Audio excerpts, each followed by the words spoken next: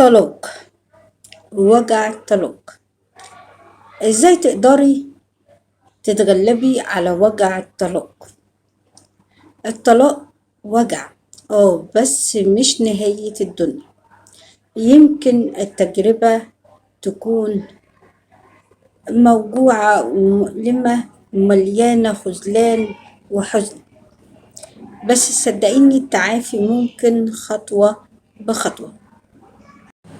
السلام عليكم ورحمة الله وبركاته. أهلا ومرحبا أعزائي المتابعين والمشاهدين في برنامجكم أنا والحياة.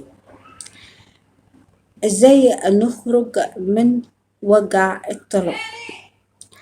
موضوع مهم جدا، وقبل ما نستكمل موضوعنا نصلي على رسولنا الكريم.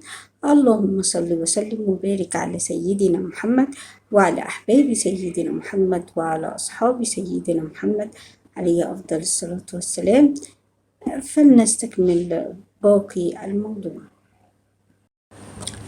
حقيقي إن موضوع الطلاق ده محزن جدا ومؤلم جدا، بس نهاية المطاف.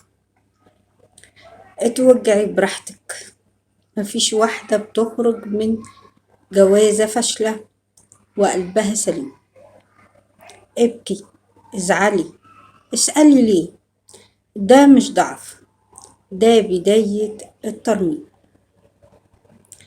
احكي اللي جواكي، اختاري صاحبة قريبة منك ولقلبك، أو أخت بتحبك، أو حتى كلمي أخصائية نفسية فضفضي معاها. أكيد هتهون عليكي وتخلي الوجع يهدى شوية. خدي بالك من نفسك، كلي كويس، نامي كويس، امشي كل يوم ولو 10 دقايق. جسمك محتاج طبطبة، ونفسيتك كمان. ابدأي من أول وجديد، مش لازم تبقي خارقة.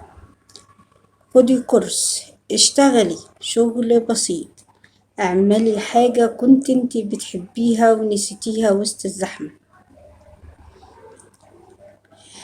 اتعلمي من اللي حصل، مش علشان تلومي نفسك، بس علشان تبقي أذكى لو قابلتي حب جديد.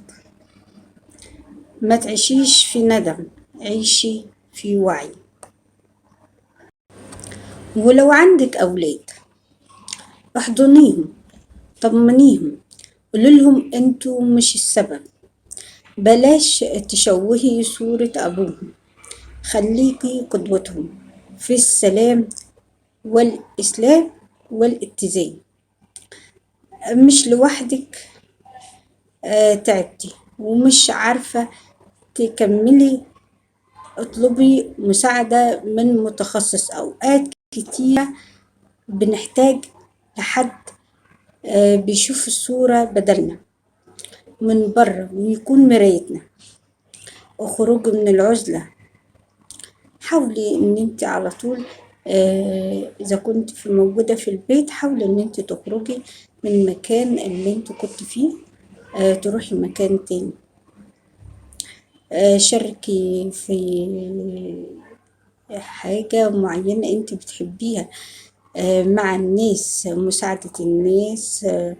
حياتك هتتملي غير انك كنت تكوني فاضية. الحياة لسه فيها خير وفرح. سامحي وامشي. سامحي اللي وجعك، مش علشان لكن